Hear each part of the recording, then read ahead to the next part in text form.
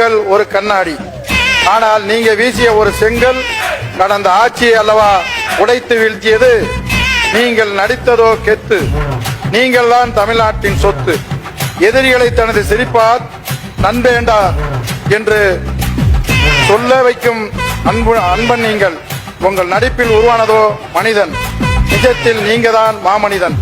நீங்கள் நிமிர்ந்த போது தமிழ்நாட்டு இளைஞர்கள் நிமிர்ந்தார்கள். இப்படை வெல்லும் என்றீர்கள். இப்படைதான் எப்போதும் வெல்லும் என்பதை நித்தமும் காட்டிக்கொண்டு இருக்கிறீர்கள். பொதுவாக எப்போதும் உங்கள் மனசுதான் தங்கம்தான். சரவணன் இருக்க பயமேன் என்பது நீங்கள் நடித்த படம். உதயநிதி இருக்க பயமேன் என்பது தமிழகத்து இளைஞர்களின் எண்ணம்.